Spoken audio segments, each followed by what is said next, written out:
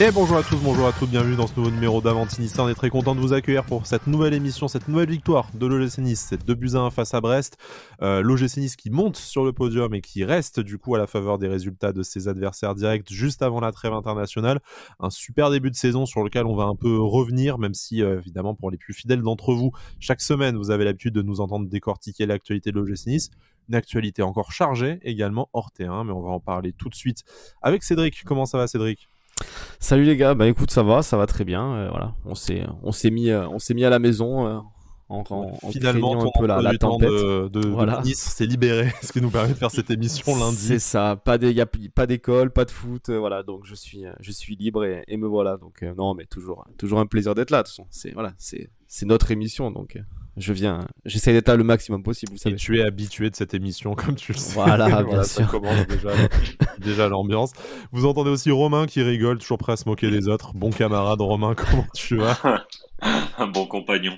Ouais, mais ça va nickel, merci. Et maintenant, on entend le tonnerre, donc ça va, tout va bien au chaud, à la maison. Ça y est, les premières gouttes arrivent. Du coup, ça sera un peu le fil rouge de cette émission. Alors où on est la tempête. Donc, voilà, le point météo. À tout moment, on voit passer des vêtements, un étendoir, des plantes. Mais non, mais comme ça, les gens pourront se mettre au chaud, regarder la pluie tomber, écouter Avanti Nice. C'est parfait. On va essayer de vous publier ça pour cette nuit. Bon, demain matin, a priori, tout le monde au travail, puisqu'il est censé faire beau. Bon, si vous avez malchance de prendre les transports, vous savez que c'est la grève. Donc, pas de petite Avanti Nice depuis le tram ou le bus, comme on sait que certains et certaines d'entre vous le font. Mais parlons de l'OGC Nice plutôt que parlons des habitudes de transport et de travail. Vous n'êtes pas là pour ça. Vous êtes là justement pour penser à autre chose quand vous écoutez cette émission. Et on va commencer par une bonne nouvelle, messieurs, si vous le voulez bien. C'est l'OGC Nice qui annonce avoir égalé son record d'abonnés pour la saison, un record qui datait pas d'il y a très longtemps, parce que c'est de la saison 2019-2020 qui faisait suite au rachat par Ineos. 12 500 supporters rouges et noirs se sont abonnés pour cette saison, un chiffre qui devrait augmenter de façon certes marginale, mais encore augmenter et battre le record, puisque la campagne d'abonnement se poursuit auprès des étudiants. Un engouement du coup sans précédent ou presque pour la saison de l'OGC Nice. Logique, vous me direz, entre le fait qu'on était sevré de stade pendant longtemps et puis le projet qui s'annonce. Mais vraiment, on peut se féliciter. Je pense que l'OGC Nice est le vent en poupe et que tout s'annonce pour qu'on passe une très belle saison. Ouais, et puis on peut souligner aussi le fait que les prix, notamment pour nous en populaire, après je connais pas les prix exacts de toutes les tribunes, mais nous par exemple ça a quasiment jamais augmenté depuis qu'on est à l'Alliance, si je dis pas de bêtises. Plus les options d'abonnement, de prélèvement mensuel aussi. Voilà, exactement. Cette saison, les abonnements 2 ans, enfin voilà, que ça reste très accessible. C'est aussi pour ça, je pense, que le succès au rendez-vous. Non, mais voilà, c'est très bien. C'est aussi la preuve que Nice évolue, que le club évolue, que les supporters ont envie de voir le club grandir. Donc c'est une bonne nouvelle, évidemment. Ouais, et puis après, je pense qu'il y a eu tellement de ces 3 dernières années, certes le Covid, mais aussi entre le non-jeu de Patrick Vieira et allez, puis ça commence. Celui dont on ne prononce pas le nom. Le vol de mort du gym. Ouais, non, on est obligé, on est obligé d'en parler. Mais après, c'est vrai que voilà, en tête d'affiche, tu mets l'entraîneur champion de France. Et puis après, tu as un recrutement plutôt ambitieux avec des bons joueurs, etc. Forcément, ouais, ça amène un peu d'euphorie. Et puis voilà. Donc, mais franchement, je suis content qu'il y ait 12 500 personnes qui répondent présent. Et j'espère que ça va augmenter au fil des années. Et ce serait bien. Ce serait mérité. Si on est européen. Ouais, peut-être. voilà. Et ce serait mérité pour tout ce que fait le club. Entre, comme vous dites, les abonnements, les tarifs qui augmentent jamais ou très peu, les abonnements sur 2 ans, même les petits trucs là qu'ils ont fait en plus, les petites promotions qu'ils mettent avec l'abonnement. Le programme pouvoir d'achat, effectivement. Voilà. Franchement, c'est pour tout ce que fait le club, vraiment c'est mérité. J'espère qu'il y aura une évolution là-dessus. C'est un succès à mettre à leur crédit, que ce soit pour le projet sportif, le projet Ineos évidemment, mais également tout ce que la section billetterie a pu mettre en place comme facilité avec tout ce qu'on a cité. C'est un succès collectif et puis du coup le peuple niçois y répond en masse et ça fait plaisir, en espérant revivre de très belles soirées avec le stade plein très prochainement. Ce n'est pas le cas pour tout de suite. on attendra encore quelques semaines, mais on en parlera forcément un peu plus loin dans cette émission. Il y en a un autre qui a répondu à l'appel et qui a répondu présent à sa promesse, notamment. C'est Khéphren Thuram qui prolonge l'aventure. Ça a été annoncé par l'OGC Nice cette semaine pour une durée indéterminée. La presse indique que ce serait un contrat de longue durée, donc peut-être pas juste une facilité d'1 an pour un départ l'été prochain. Bon, on verra ce qu'il en est du futur de Khéphren Thuram, mais en tout cas, ce ne sera pas de départ libre l'été prochain qui attend le milieu de terrain de l'OGC Nice. On est très content, je pense, de voir Khéphren rester chez nous. On l'a vu, certes, ne plus être titulaire derrière la paire Mario Lemina, Pablo Rosario, mais faire de très belles rentrées et répondre présent sur le terrain lorsque l'un des deux était indisponible. Bah c'est ça, ouais. Mais en plus, c'est Romain, je crois, qui disait ça dans une émission précédente, comme quoi il y avait eu un peu une discussion avec son père, avec Lilian, qu'il y avait entre guillemets dit qu'il fallait absolument qu'il ne parte pas libre de l'OGC Nice, qu'il avait fait éclore. Donc voilà, comme t'as dit, comme vous l'avez dit, il a tenu sa promesse. Voilà, maintenant c'est bien. On l'a sûrement prolongé, voilà, comme tu l'as dit, 4 ou 5 ans, j'imagine, histoire de vraiment le bétonner et de penser à lui sur les années futures. Et en plus, voilà, il montre que sportivement, c'est vraiment un entrant, comme dirait Galtier, c'est-à-dire que dès qu'on fait appel à lui, il fait plus que ses matchs, hein, donc c'est tout bénef pour nous. Moi aussi, je suis très content. Ouais, franchement, une très bonne nouvelle, parce que c'est vrai que de tous les jeunes qu'on peut avoir, pour moi, c'est celui qui a le plus progressé et qui est amené à encore progresser, surtout avec Galtier. Par contre, je pense que Galtier, il a dû lui ronger le cerveau comme jamais, hein. Parce que vraiment, Il y a des chances. ouais, parce que vraiment au départ, c'était pas prévu à ce qu'il reste. Il voulait vraiment partir. J'avais un peu fait un teasing par rapport à ça. D'ailleurs, je m'étais fait un peu jeter par tout le monde dans les commentaires en disant que salaud de fallait gros mieux que compte. je dise rien. Ouais, voilà, exactement. Alors que je n'en suis pas, hein, j'ai toujours pas le compte à 3 chiffres. Ah, sois pas modeste. Mais, C'est un appel, c'est mais, ça. non. Mais par contre, ouais, apparemment, sa non-prolongation, ça venait du fait que les supporters, au début, à ses débuts avec le GC Nice, lui sont apparemment tombés un peu dessus et que le club n'est pas tellement réagi par rapport à ça et il s'est pas senti totalement soutenu. Je vous avoue que j'ai pas trop souvenir, bon, à part certains sur les réseaux sociaux comme pour tous les joueurs, mais j'ai pas souvenir d'une bronca au stade non plus, tu vois, sur Khéphren Thuram non plus. Moi non plus, donc peut-être qu'il s'est passé des trucs peut-être dont on n'est pas au courant, ou peut-être après qu'il est présent sur les réseaux, qu'il a vu certaines choses, enfin je sais pas. Mais voilà, il avait revendiqué un peu le manque de soutien du club à ce niveau-là. Apparemment, ça a été digéré. Puis aujourd'hui, je pense que tous les supporters, ou en tout cas 99% des supporters, sont contents à ce qui reste, quoi. Oui, et puis l'engouement de la saison aussi fait que voilà, ça va sûrement. Il va prendre le train de la saison et pour l'instant, en tout cas, qui va très bien. Donc voilà, il y a aucune raison qu'il soit pas soutenu et encouragé. Et on sait que Galtier, de toute manière, il dit les choses, il les respecte et de toute manière, voilà, et il le tiendra éveillé tout le long. Donc c'est très très bien. Lui n'a pas signé à l'OGC Nice et c'est un gros regret, je pense, qu'on peut avoir. Ça y est, nous aussi, on aurait presque préféré ne pas le savoir. T'sais. Oui, exactement. Nous aussi, on a notre future pépite mondiale qu'on a manqué, comme Cristiano Ronaldo, à l'OL, Javier Pastore à Saint-Etienne. Enfin voilà, tous les clubs ont cette anecdote-là. Nous aussi, on l'a. Ça y est, c'est Ansu Fati, l'attaquant international espagnol du FC Barcelone, qui aurait dû signer en janvier 2019 avec l'OGC Nice. Tout était calé, le deal aurait capoté car le joueur avait un passeport d'extra-communautaire et le nombre de places de l'OGC Nice était plein à ce moment-là. Finalement, le joueur a prolongé au Barça pour la suite que l'on connaît, notamment son devenir d'international espagnol, comme je le disais en préambule. Alors, on n'a pas eu la foi, parce que bon, déjà, on était un peu occupé à se tailler les veines, donc de se replonger, comme on a pu faire par le passé, dans les textes sur les questions d'extra-communautaire. On a eu du mal à identifier vraiment si c'était la cause principale, puisqu'il n'y avait, selon nous, que 3 extra-communautaires à ce moment-là, et que lui avait quand même aussi une double nation, enfin, pas encore la double nationalité espagnole, mais venait de Guinée-Bissau. Bon, bref, on n'est pas replongé dans les fameux accords de Cotonou qui permettent de considérer certains joueurs africains comme communautaires, du coup. Donc, si jamais vous avez plus la foi ou une maîtrise en droit du sport, n'hésitez pas à nous répondre sur Twitter, à nous informer exactement de la situation.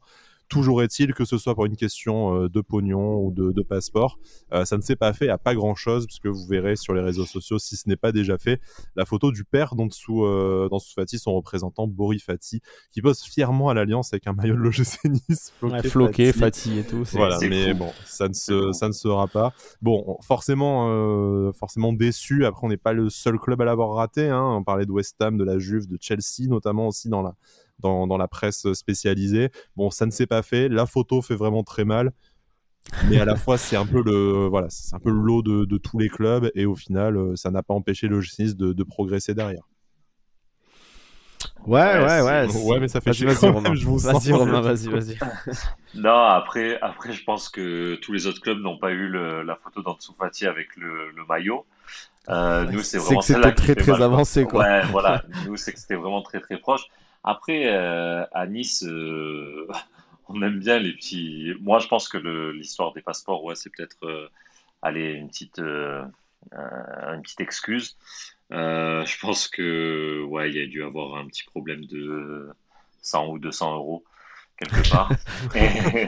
un ticket resto qui est pas passé. Ouais, voilà, le panier repas, enfin des conneries comme ça. Non, mais c'est quand même fou, c'est-à-dire que là aujourd'hui, on a vu toutes les recrues qu'on voit, à partir du moment où quand même les mecs ont leur maillot, la photo, machin et tout, je veux dire, elle est préparée, on floque un maillot à son nom. Je comprends pas qu'est-ce qui a manqué en fait. Bon, ça on le saura jamais, hein, probablement. Hein. Mais voilà, on n'était pas juste à la simple négociation, genre Depay qui est à l'hôtel et qui s'en va à Lyon et tout. Là, le mec avait carrément son maillot floqué avec le numéro, tout ce qu'il fallait, quoi. Et au final, ça s'est pas fait. Ça va rester un bon mystère, ça. Ah mais ouais, c'est une nouvelle histoire, une histoire sombre de l'OGC Nice, enfin, sombre entre guillemets, mais après l'histoire du fax, il y a eu l'histoire de il y a l'histoire de Fati, bon, comme il y en a eu quelques-unes. C'est le lot de tous les clubs, comme on disait, de toute façon. Oui, c'est ça. Bon, c'est sûr que c'est pas pour n'importe quel joueur, ça fait un peu chier. On aurait préféré, tu vois, que ça ne se fasse pas pour Teddy Sotona ou Carvan Williams, tu vois. Mais est-ce que Ansu Fati aurait explosé avec celui dont on ne doit pas dire le nom? Eh oui, c'est l'éternelle question. Peut-être qu'il se serait auto-fait des croisés de dégoût pour le football, et puis voilà. En plus, il rentrait dans le moule de l'OGC Nice, puis il est souvent blessé quand même, Ansu Fati. Il était pas trop, mais là, il s'est salement blessé. Romain est d'humeur pour régler ses comptes, on l'a bien senti, donc on va enchaîner sur le sujet suivant, notre dernier sujet avant de passer à la rencontre Nice-Brest qui a vu la victoire de l'OGC Nice, je vous le rappelle, même si je pense que vous n'êtes pas sans le savoir et que vous avez probablement dansé tout nu tout le week-end pour fêter tout ça.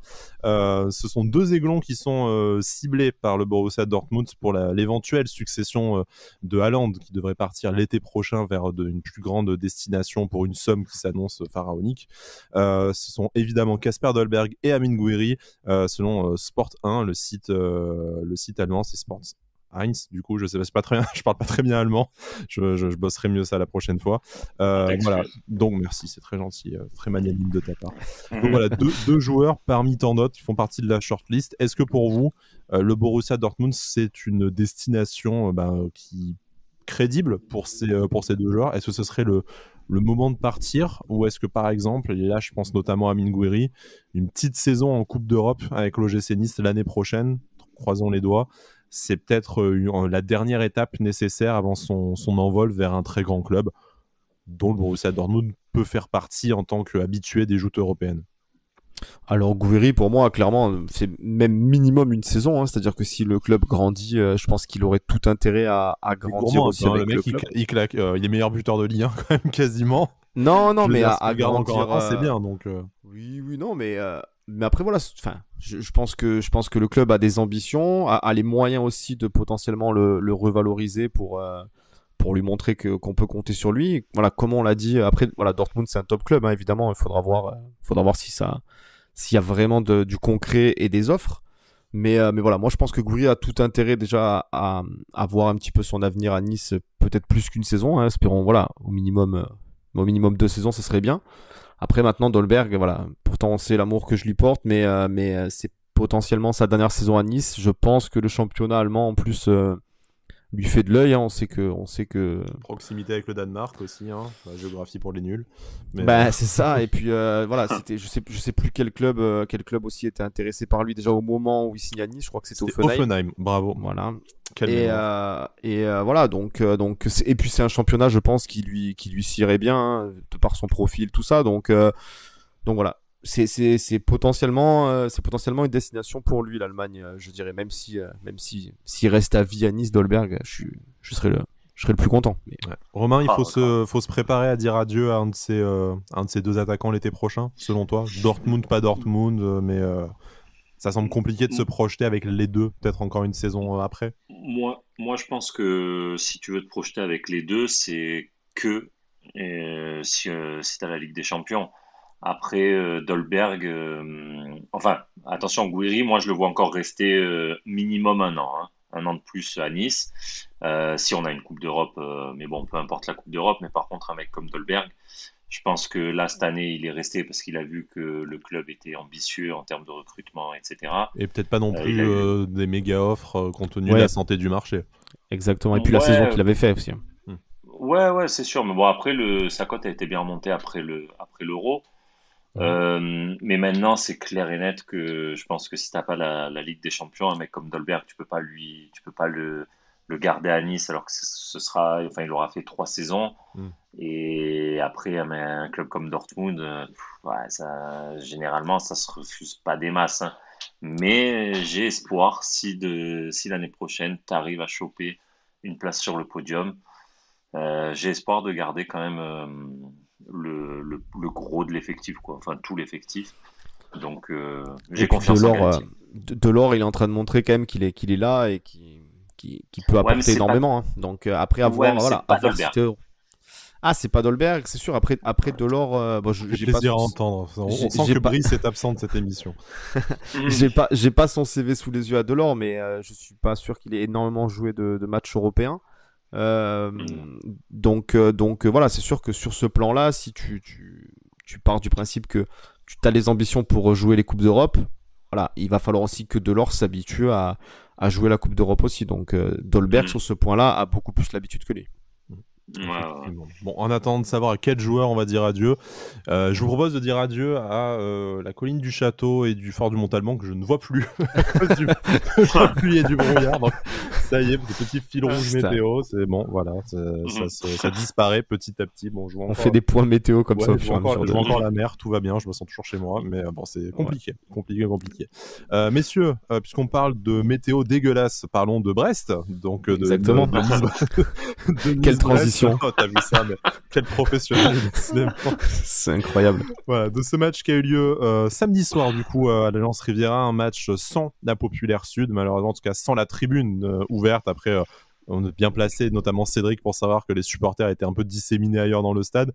Peu de monde malgré tout, 13 000 personnes. Donc comme on disait par rapport au nombre d'abonnés, ça fait quand même relativement peu, ou en tout cas à peine plus. Une victoire 2-1. Je pense que ça va être un des premiers sujets de débat.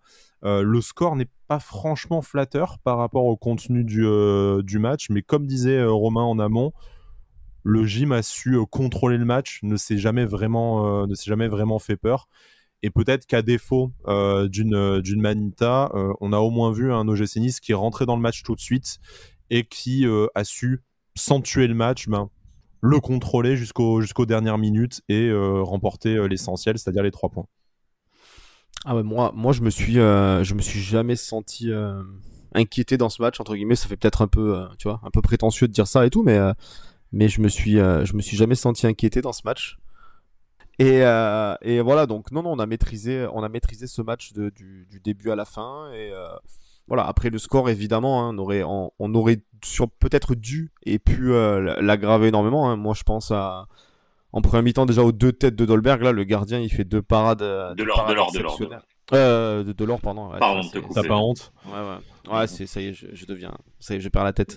Mais le gardien fait 2 parades exceptionnelles. Après, voilà. Après, même si on sait qu'on adore Stengs et qu'il a montré des choses encore très très bonnes. Mais il doit en mettre au minimum 1 sur ce match, hein, je pense. Et Limite, si ils ce doivent n'est en mettre plus. 3 chacun, hein, entre Guiri, Delors et Ah ouais, non, mais Stengs. Tu peux Ah finir ouais. avec 5 ou 6-0, c'est pas un Ah scandale oui, non oui, plus, c'est ça. quoi. Hein. Bah, c'est ce que j'ai dit sur Twitter, hein, d'ailleurs. Hein, c'est le score. Alors, bien sûr, les stats ne veulent pas toujours refléter la physionomie du match, mais là, sur ce match-là, clairement, tu les as bouffés dans tous les compartiments. Et si ça 17 finit 5 ou occasions, 6-0, 20 tirs, dont 9 cadrés. c'est ça. Euh, 70% de possession. Exactement, 70%, c'est énorme. environ 4 expected goals, donc le score aurait Mm. dû être 4-0. C'est 2-1, bon, c'est 3 points, pareil, de la même façon. Tu as cité voilà, quelques joueurs qui se sont mis en avant. Romain, je te propose on commence peut-être par l'attaque, parce que tu parlais un peu de Delors tout à l'heure. Donc, Delors titulaire à la faveur de la blessure, enfin du retour progressif de Kasper Dolberg. On l'a vu, vraiment un peu tout tenté, des frappes de loin, des têtes, bon, moins de réussite. Il n'a pas été décisif contrairement à ses matchs précédents, mais vraiment très actif sur le front de l'attaque. C'est aussi peut-être un profil qui nous manquait de ce côté-là. Mais ah oui, oui, oui, carrément. Hein. C'est moi ce que j'aime chez lui, c'est vraiment ouais cette envie et le mec il bouge de partout et il tente, il a pas peur de tenter. Il est plutôt adroit généralement. Enfin même après bon, ces deux têtes, c'est le gardien qui les sauve très très bien.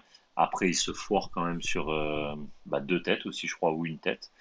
Mais après, l'activité qu'il a dans le match, c'est quelque chose ouais, c'est un profil vraiment qu'on n'avait pas, quoi. Quand Galtier nous disait qu'on avait 3 profils différents en attaque, on aurait pu se dire que de Delors Dolberg, ça pouvait se ressembler. Mais en fait, non, carrément pas. Hein. C'est le mec Ah, il abat, ouais, ah il ouais, court de c'est un partout truc le de type. fou. Hein, c'est un Et puis, sanglier, quoi. C'est impressionnant. ouais, et il parle vachement. Hein. Il parle beaucoup, donc et c'est vrai que comparé à l'année dernière, c'est quelque chose ouais qu'on ne voyait pas. Et là entre Rosario, Lemina, Delors, Dante, franchement même Todibo, hein, et c'est des mecs voilà ils parlent, enfin c'est bien, ça fait une belle cohésion et tout, et il faut des mecs comme ça, des aboyeurs. Et je lisais, c'était dans l'article de ce matin. Quand il y a qui? Il y a Dante et Lemina, je crois, ils s'en sont pris un peu à Gouiri Ouais, sur le raté. sur son Mais face-à-face raté, ou Nice Matin qui dit que. ouais, voilà, mais c'est des choses qui sont bonnes à prendre, quoi. C'est comme ça que tu crées un groupe et c'est comme ça aussi que les jeunes, comme Gouiri, qui ont un talent immense, eh ben voilà, ils se reposent pas sur leur laurier et voilà, ils vont se dépasser pour être au sommet, quoi. Et puis Cédric, quand Lemina il te hurle dessus, à mon avis, bon, ouais. T'écoutes Ouais, aussi, non, je pense. Hein. tu fais un peu le canard. Mais puisqu'on parle de Gouiri, Cédric, Gouiri, ça va pas beaucoup mieux, même si peut-être le raté, bon déjà l'issue du score te fait peut-être un peu moins râler sur Exactement. les précédents ratés, mais ça a été un peu mieux dans l'activité, on va dire, mais par contre dans le dernier geste, que ce soit contrôle, frappe, tout ça, on sent qu'il est encore quand même largement emprunté et que c'est compliqué pour lui de retrouver la spontanéité, la confiance qu'il avait encore il y a quelques semaines. Bah ouais, hein, il est dans le creux de la vague de l'attaquant, entre guillemets. Hein, donc bon, alors il a été pendant tellement longtemps très très haut sur la vague, donc forcément qu'il ait un petit coup de moins bien. On peut dire entre guillemets que c'est logique. Maintenant, voilà, il va falloir que même si tu sais c'est un peu un effet placebo, Galtier, lui, tu les entends parler, ils te disent que il doute pas. Galtier lui dit qu'il a toute sa confiance. Alors voilà, c'est des mots pour essayer de le pousser vers l'avant et de le remettre la tête à l'endroit. Mais comme tu l'as dit, je pense qu'il est un petit peu emprunté quand même. Il doit avoir, on l'a vu déjà lors du match, c'était contre Saint-Etienne, hein, où il fait son piqué raté. Je pense que C'est ça. quand il arrive devant le but, il doit avoir ce petit moment de doute quand même qui lui passe par la tête, qui sûrement lui passait pas par la tête sur les mois précédents, tout ça. Donc voilà. Après, j'ai aucun doute, hein, le Gouiri a un talent Il a pas perdu son immense. talent, très clairement. Hein, Voilà, il a un talent Non, immense. non. Là, on l'a vu mettre un amour de ballon à barre sur le deuxième but. Mais je pense qu'il a besoin de jouer plus simple, tout simplement en fait. Voilà, c'est peut-être que des fois il essaye tellement de sortir de ce micro doute qu'il en fait un petit peu trop, moi je trouve. Voilà. Ouais, il surjoue peut-être un peu pour se rassurer pour l'instant. Pas de déclic, on espère que la trêve lui fera du bien. On espérait que ce but un peu chanceux face à Saint-Etienne ferait cet effet-là. Après, il ne peut pas marquer non plus à chaque rencontre. Il est déjà à 5 buts, je crois, cette saison en 8 matchs. S'il Du reste coup, le sur but à Saint-Etienne lui a été accordé, donc on oui, est d'accord. voilà. S'il reste sur ce rythme-là, je pense que personne dira qu'il a fait une mauvaise saison. Donc, non. pas de souci, un peu de patience. On ne doute pas que ça reviendra pour Amine Gouiri. Avant un peu de vous laisser aussi la parole sur qui est-ce que vous avez aimé ou moins aimé dans ce match. Il y a un sujet de débat que je voudrais quand même lancer, parce que c'est un débat qui a enflammé les réseaux sociaux ce week-end.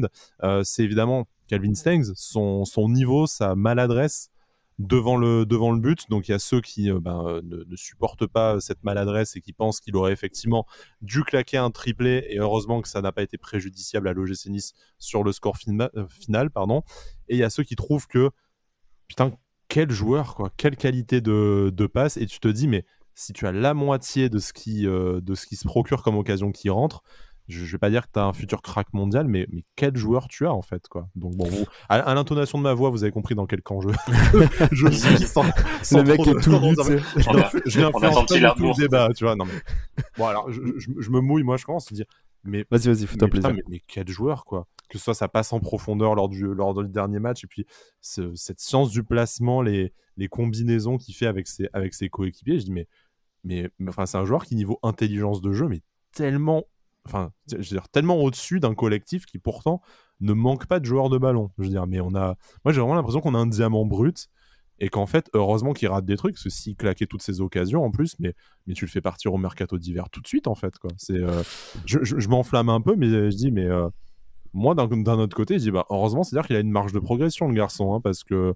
Et tu comprends pourquoi il claquait sa quinzaine ou sa vingtaine de buts aussi en championnat néerlandais, parce qu'en fait, moi, je trouve qu'il a vraiment toutes les qualités. Donc là, ça s'est mal goupillé, contrairement au match précédent, mais dire si ce n'est que régler la mire, je pense que c'est pas forcément le plus compliqué, tellement il a tout le reste. Ouais, voilà, moi c'est là où je suis assez d'accord avec toi, c'est que il manquera pas ça à mon avis toutes les semaines, hein, je pense, hein, parce que autant la première qui lui arrive sur son pied droit là, je pense qu'elle est un peu compliquée. J'ai pas revu les images honnêtement, mais je pense qu'elle est un peu compliquée parce qu'elle est pas tellement compliquée. Ok. Vu du stade, j'avais l'impression qu'elle lui arrive un peu vite. Mais voilà, après au ralenti, elle arrive moins vite. Pardon. Ouais. Non, elle arrive vite, mais il le voit. Oui, il est pas surpris, tu vois, c'est pas le défenseur qui s'efface, il voit le ballon arriver, il doit mieux positionner sa jambe pour que le ballon il monte pas à 5 mètres. Après son piqué il est beau, hein, il touche la barre, bon ça c'est 5 cm un peu plus retenu et c'est dedans, quoi. Après la troisième par contre elle est difficilement défendable, le ballon est relativement facile sur son bon pied, il rate quasiment le ballon, quoi.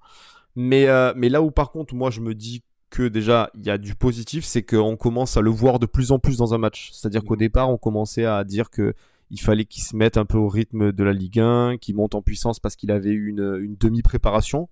Là, on sent que physiquement, il commence à être pas mal parce qu'on le voit toucher des ballons. Le côté droit avec Lotomba, on parlera de Barre après, mais j'ai trouvé le côté droit, Lotomba, Stengs, qui avait fait des ravages. Hein. Le latéral gauche brestois, il a pris un enfer pas possible.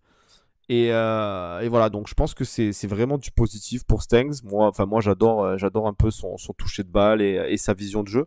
Il joue vraiment facile, quoi. Maintenant voilà, comme je dis, je pense pas qu'il ratera des occasions comme ça tous les week-ends. On l'a vu la semaine dernière à Saint-Etienne, le sang-froid qu'il a eu devant les cages. Donc voilà. Je pense que peut-être il s'est mis un petit peu.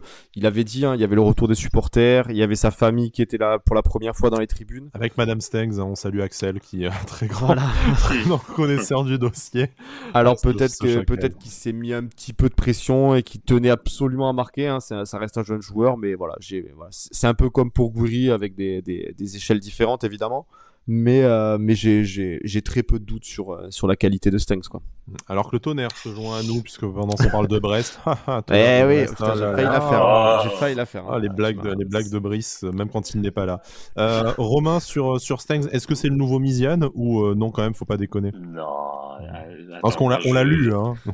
Quand Ouais, même. non, mais c'est pour ça. Non, Le mais nouveau c'est pour Isan ça, Sako quand, aussi, on a lu, non? Oui, on a lu ça, mais ouais. j'ai failli me crever les yeux, Non, donc mais n'en reparlons pas. les mecs sont fous. C'est pendant 3 ans, tu te bouffes de la merde au milieu de terrain. Là, t'as un mec qui arrive à jouer vers l'avant. Putain, c'est ce qu'on n'a pas vu depuis 3 ans, quoi. Un mec qui arrive à faire un contrôle vers l'avant et à faire une passe en profondeur. Et techniquement, qui est tellement à l'aise sur ses prises de balles, surtout, qu'il ait du déchet de temps en temps. Bon, bah, ok, mais parce que le mec, Limite encore heureux, il quoi, essaye. sinon le mec. Non, mais bien sûr, et puis même, Ouais. le mec, il tente des trucs un peu compliqués, donc c'est plus simple de faire une passe à Dante que la mettre en profondeur dans le bon tempo à Gouiri ou à Dolberg ou à Delors, quoi. Donc, et puis bon, bah après, sur ses ratés, bon, voilà, bon, le premier raté, pied droit, on va dire, bon, allez, ça arrive sur son mauvais pied. Après, bon, voilà, Cédric a tout dit, mais putain, mais quel joueur, hein. Enfin, moi, c'est un joueur que j'adore. Après, peut-être qu'on le voit plus aussi parce que j'ai l'impression que la façon de jouer de Galtier a un petit peu changé. Donc, je ne sais pas si c'était sur ce match, je ne me rappelle plus la semaine d'avant à Saint-Etienne si on était un peu dans le même schéma. Mais c'est vrai que ça se transformait en 3-4-3 en phase offensive et lui se retrouvait plus dans le cœur du jeu. C'est ça. Donc, On avait donc Camara Lotomba qui était très très haut. ouais, c'est ça. Donc, et c'est vrai que dans le cœur du jeu, c'est exactement le poste qu'il lui faut. Le mec, son Il peut pied, il rentrer tremble sur son pas, hein, bon pied, comme ça. Ouais. mais oui, et puis, Le toutes Arjen les passes Robben. qu'il fait, il combine. Ah, mais, On mais lui souhaite, franchement, je on lui comprends souhaite, même pas. on lui souhaite des articulations plus solides, quand même. Mais bon, Ouais, rien à Ouais. ouais, voir, grave. Ouais, s'il fait la même Mais, carrière, je pense qu'il signe de suite, hein. effectivement. mm, mais comment on peut, ouais, enfin, pas tuer, mais pas comparer un joueur de sa classe à un mec comme Maoulida ou Issane Sako Bon, enfin bref, c'est clairement, il faut pas non plus que incomparable. ce genre de raté se répète. Et c'est Ouais, mais un c'est petit doublé à 3, ça ferait bonne figure. voilà, c'est de se t'oublier. Et puis ce qui m'énerve un petit peu, c'est voilà, on a eu, enfin Cédric a eu le malheur de dire ce que beaucoup de monde pensait par rapport à Gouiri au niveau de ces deux pénaltys ratés. Je préfère que Stengs il m'en loupe 3 contre Brest plutôt qu'il me loupe un penalty à 1-1 contre Monaco ou à Hmm. 2-2 contre Monaco. Donc aujourd'hui, ça n'a pas trop de conséquences.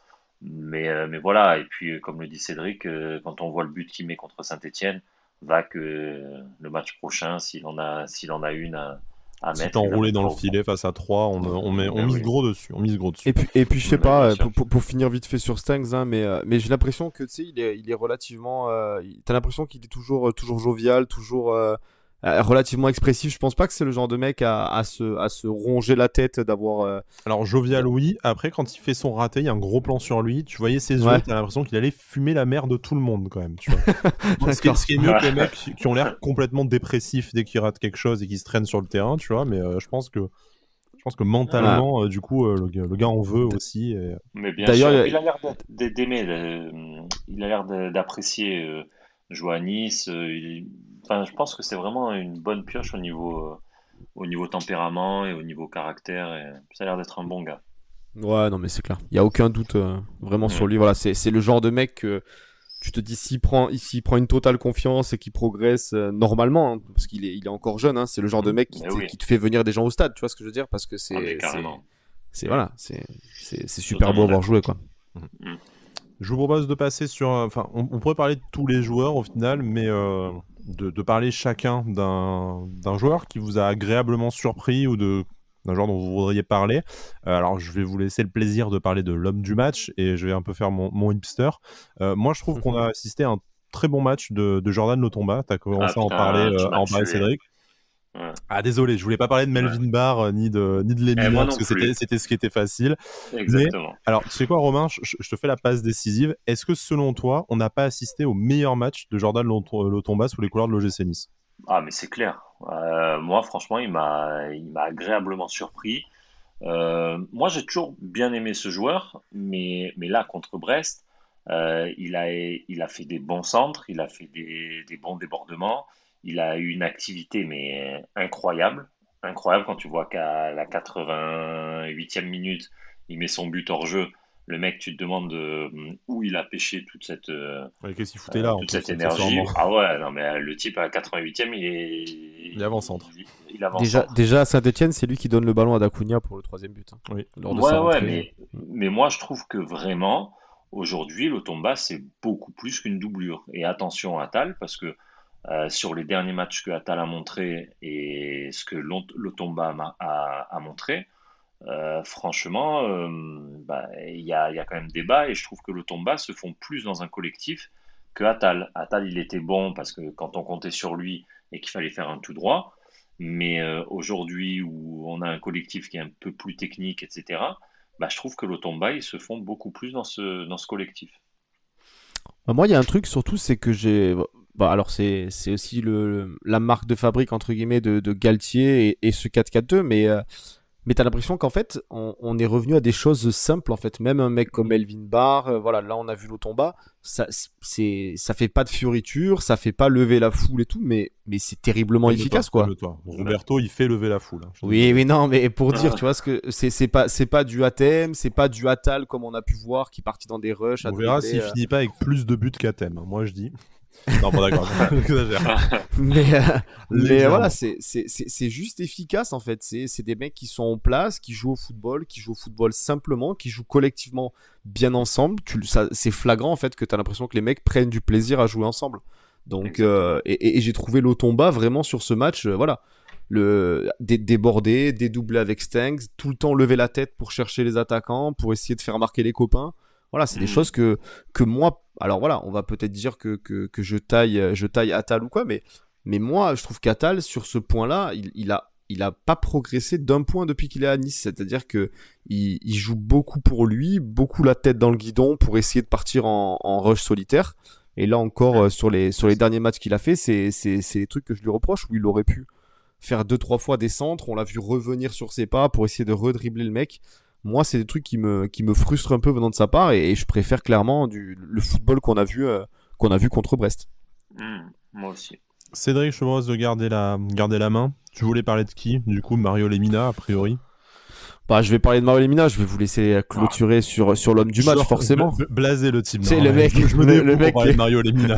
Non, mais ouais, Mario ouais. Lemina, moi je suis, voilà, moi c'est voilà. Alors il y a Jean-Claire et puis il y a Mario, quoi. Moi il m'impressionne, hein. Voilà, c'est pas flashy, hein, Lemina. C'est pas, encore une fois, c'est pas le mec. À part la coupe de le- cheveux. Mais Ouais, voilà. Mais par contre, quelle efficacité au milieu, enfin, quand il faut mettre le tampon, il met le tampon. Quand il faut ralentir le jeu, quand il faut l'accélérer, quand il faut casser des lignes. T'as l'impression que là, actuellement, le mec sait tout faire, quoi. En fait, il est capable. Alors, on va pas enlever aussi, hein, ce que fait Rosario à côté de lui, hein. Je pense qu'ils sont, comme on l'avait dit dans une émission précédente, ils sont hyper complémentaires, les deux. Mm. Ils s'allient à merveille. Mais Lemina, quel match encore. Moi, je trouve que c'est vraiment. Ce matin parlait d'une colonne vertébrale un peu qui s'est vraiment créée avec des joueurs qui tirent le groupe vers le haut. Je pense que Lemina, sur ce point-là, on en attendait beaucoup quand il a signé, hein, du fait de par son âge, de par son CV. Et là qu'il est qu'il est monté en puissance et physiquement, qui a l'air d'être au top, bah voilà, c'est un top milieu de terrain, hein. Pour moi, il est impressionnant, vraiment. est-ce que ça serait Ah, pas le meilleur niçois depuis le début de la saison? Ou le plus régulier? Je sais pas comment vous voulez le plus le. régulier, oui. Le plus régulier, oui, Ouais, parce qu'il a il toujours y en fait a ses beaucoup, hein, matchs. attention, hein. Enfin, moi, je trouve que Ah, par exemple, c'est sûr, t'es troisième, c'est difficile de, voilà, de voilà, sortir un joueur du lot, mais mais il fait partie des joueurs qui ont une ou le plus régularité influent impressionnante. si tu préfères, Voilà. mais Mais tu peux Mm. parler de Benitez, même de Dante, hein, qui par son âge, Ouais, qui, Dante, moi j'ai ouais. trouvé Mm. encore impressionnant. Mais Lemina, voilà, il faut se rappeler que le mec a moins de 10 matchs sous les couleurs de Nice, quoi. Mm.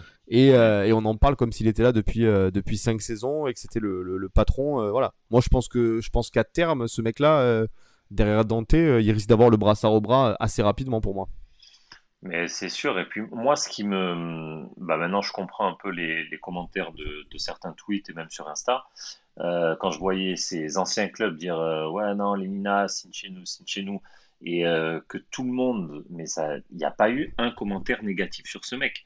Alors que moi, franchement, et puis comme beaucoup, je pense, on avait des sacrés doutes, ou du moins, ouais, moi je me rappelle m'avoir dit, ouais, je préférais un mec un peu plus clinquant. Mais franchement, je suis désolé de ce que j'ai dit, quoi. Mario, Ah ouais, excuse-moi non. quoi. Ah putain, mais carrément. Et je comprends maintenant les supporters ouais, qui étaient dégoûtés que le mec soit parti ou ne revienne pas dans leur club. Je pense notamment à Galatasaray. Mais vraiment, c'est franchement une. Et en plus, pour le prix qu'on l'a payé, mais c'est cadeau, quoi. C'est cadeau. Quand tu fais le distinguo avec un certain Morgan, c'est le jour et la nuit, c'est pas le même sport, quoi. Voilà. Ah bah c'est pas la même intensité, c'est sûr, hein, Pas c'est le pas même les mêmes, sport, hein. Même c'est si on pas les mêmes attendra de voir recrues, hein. Morgan Schneiderlin proposera cette saison, on l'a encore peu vu, il revient petit à petit de blessure et ce Ouais, sera ouais. probablement à lui, en tout cas il participer à l'intérim en l'absence de Mario Lemina, probablement partant pendant la CAN au mois de janvier. Romain, bah du coup tu as le dessert, tu as Voilà, la le meilleur cerise sur le niçois, gâteau. la cerise sur le gâteau, Ah, Melvin Barr, élu homme du ah, match par les supporters de l'OGC Nice, buteur, son premier but en Ligue 1 et son premier but avec l'OGC Nice. Putain, quelle bonne pioche aussi, non? Enfin, mais non, mais c'est un truc de fou. Je te promets, on en parlait avec mes cousins, parce que nous, le premier match où il était titulaire, c'était contre Lille. Et nous, on était au stade là-haut, et on s'était dit, mais putain, il est incroyable ce joueur, en fait. Et en fait, c'est vrai que il paye pas trop de mine, quoi. Enfin, je veux dire, il est petit, il a un petit gabarit. Je te dis, ouais, toutes les balles un peu en profondeur ou quoi, il va se faire avoir. Mais putain, le mec, il te met une agressivité dans ses interventions. Il est techniquement, toutes les passes qu'il peut faire et tout, c'est propre. Il a une intensité, un volume de jeu, mais qui sont énormes. Et tu vois que le mec, bah, pour moi, ouais, il pue le football dans sa façon, en tant que défenseur gauche, là. Mais, euh, mais vraiment, un latéral de ce niveau-là, franchement, il y a eu Ricardo Pereira qui m'emballait. Moi, j'ai adoré ce mec. Mais aujourd'hui, ouais, je suis en train de m'emballer sur Barre parce que il a tout du latéral moderne et il a tout du latéral pour jouer avec Galtier, c'est-à-dire qui monte, qui descend, agressif, qui met de l'intensité. Enfin, mais maintenant, il est même buteur, quoi. Il se retrouve, lui aussi, il se retrouve avant-centre alors qu'il joue défenseur gauche. Mais c'est un dépassement de fonction que, bah voilà, ça montre aussi toute la confiance qu'il peut avoir. Et vraiment, alors là, je suis de plus en plus surpris par ce jeune. Et c'est que du bon, quoi. Que du bon. Moi, je vous pose une question. Vous pensez que vu ce qu'il montre là et son potentiel, le potentiel qu'il peut avoir, est-ce que vous pensez que ça peut être vraiment l'avenir sur les prochaines années, même si t'es européen, Melvin Barr à gauche, vous pensez? c'est tôt, enfin, c'est quand même tôt, hein. On n'est même pas à Ouais, un quart de la saison. Là, on s'enflamme parce on est content puisque c'est l'homme du dernier match. Maintenant, tu sais pas, hein, il y a des joueurs qu'on a récupérés très jeunes et qui ont à l'Olympique Lyonnais et qui avaient jamais joué et qui se sont imposés, genre Amine Gouiri, par exemple. Donc, bien sûr qu'il n'était pas annoncé comme étant tout autant un crack, mais bon, tu vois, on avait récupéré Colo aussi, qui finit multiple vainqueur de la Coupe d'Europe avec Séville. Donc, bah, tu sais jamais trop une carrière où ça peut te mener, mais en tout cas, pour moi, ce qui est sûr, c'est que c'est ce qu'on a de mieux en stock au poste de latéral gauche, peut-être même au poste de latéral tout court, aujourd'hui, en tout cas sur ce début de saison. Après, tu sais jamais les jeunes joueurs comme ça, s'il va arriver à s'enquiller aussi 40-45 matchs par saison, ce qui est un peu ce qui te fait franchir un cap après au niveau européen. ouais. Alors bon, en tout cas, déjà, ce dont on est sûr, c'est que les qualités, il les a. Après, voilà, moi, en fait, le truc qu'il y a, c'est que cette année, et puis peut-être pour les années futures aussi, l'avantage qu'on a, c'est d'avoir Galtier qui arrive à te maintenir un groupe et, d'après moi, qui arrive à te maintenir, et même d'après les échos que j'ai, de te maintenir les joueurs avec un- nos melonites aiguës, tu vois. Hmm. Un Donc, professionnalisme, quoi. Hmm. voilà. Et là-dessus, c'est pour ça que je pense que Galtier, dans une équipe comme Paris, je pense que il aurait plus de mal que dans une équipe comme chez nous, par exemple, avec des jeunes joueurs, avec ces cadres qu'il a. Mais voilà, toujours à les remettre dans le droit chemin, toujours à les tenir en haleine, à leur demander toujours autant d'intensité. Et je pense que le profil des joueurs qu'on a, c'est vraiment des joueurs qui, bah voilà, qui en veulent, et qui sont là pour bosser. Et bah écoute, pour l'instant, ça réussit. Et je pense que Barre, je pense qu'on est, moi, je pense qu'on est loin d'avoir tout vu et je pense que ça va devenir vraiment un très bon latéral. Et j'ai totalement confiance. Après, c'est sûr que je m'enflamme, mais C'est ça qui est je me bon. suis tellement, ouais, voilà, je me suis tellement peu Enflammons-nous, on est sur le enflammé. podium. Voilà. Ouais, je me suis tellement peu enflammé ces dernières années que là, ça fait trop du bien, quoi. Donc, Messieurs, un dernier mot sur cette rencontre. On n'a pas parlé de tout le monde, mais bon, l'idée, c'est pas non plus de refaire une revue d'effectifs à non, c'est sûr.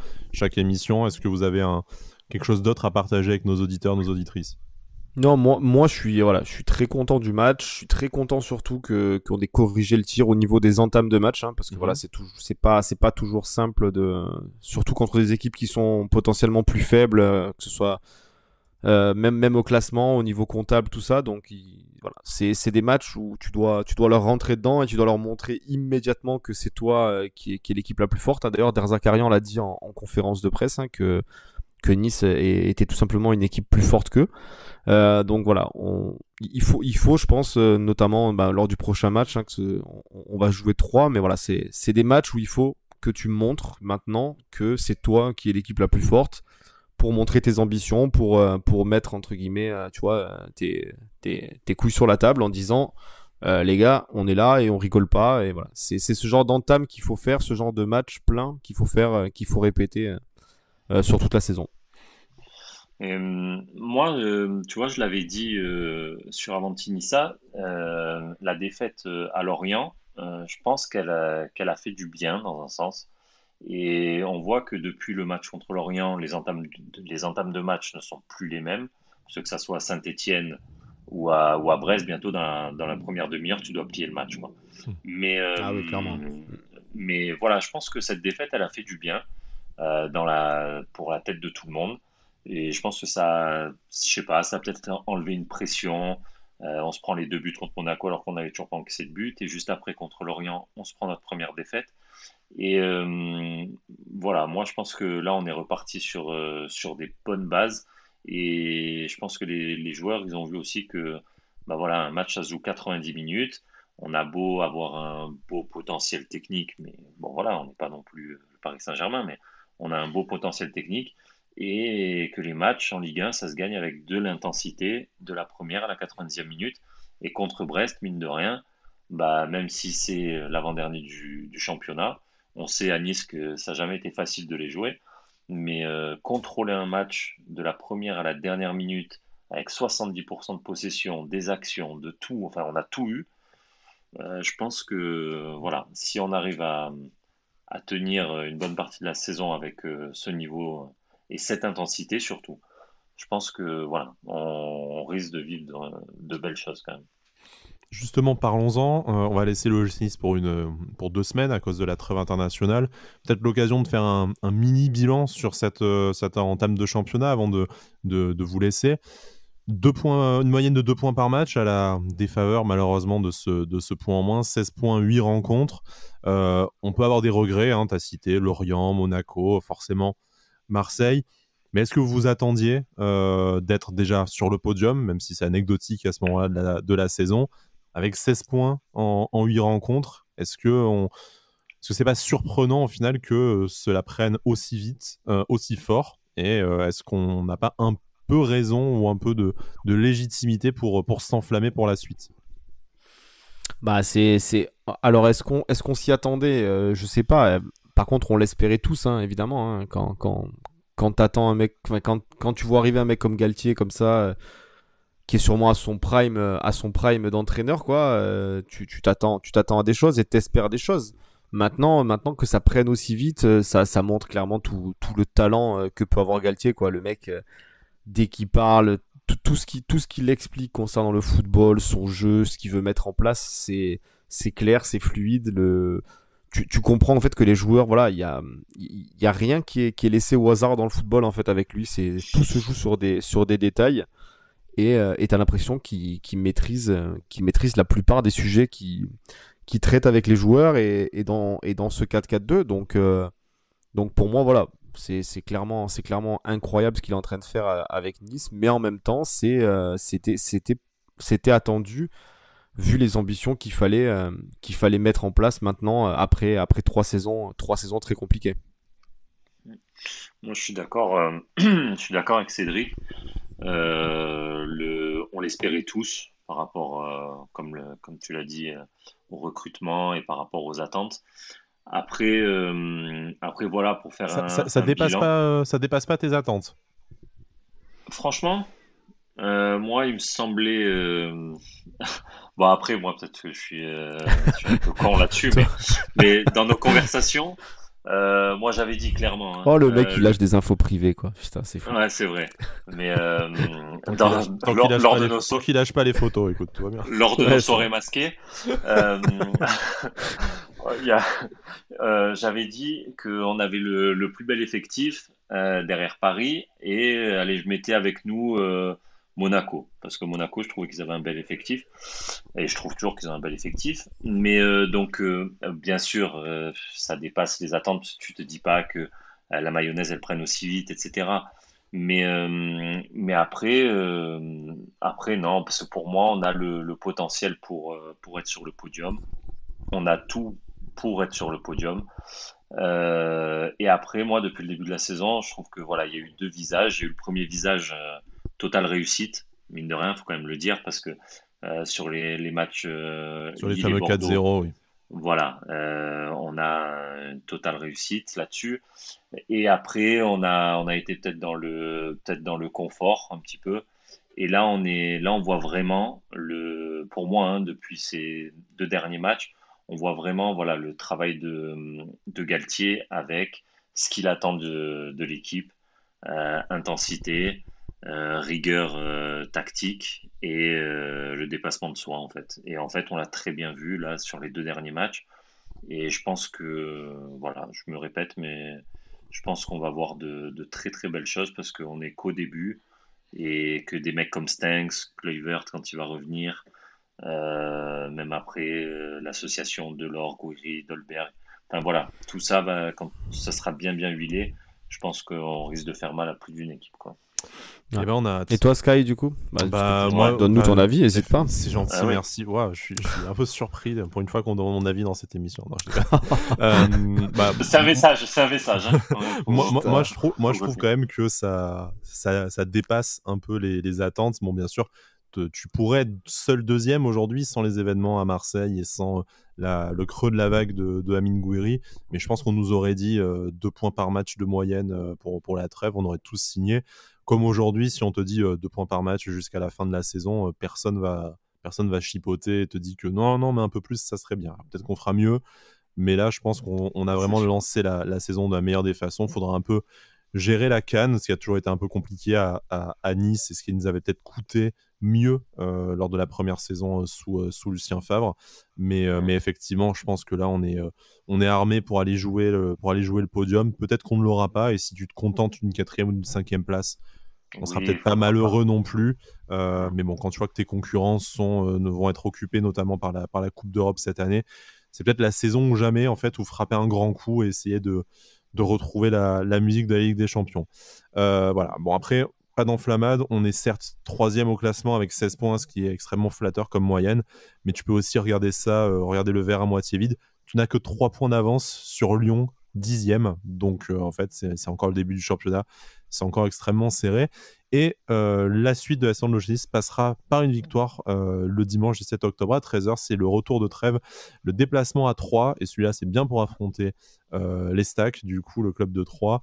Donc une victoire impérative avant un enchaînement de matchs extrêmement compliqué, mais à la fois qui peut faire basculer ta saison vraiment dans une autre dimension. On parle bien sûr de la réception de Lyon, le prochain match à Allianz Riviera, dernier match sans la Populaire Sud, et ce nouveau déplacement à Troyes, à huis clos cette fois pour affronter l'Olympique de Marseille. Mais on aura le temps d'en reparler d'ici là. On vous laisse pour la trêve, c'est nos micro-vacances.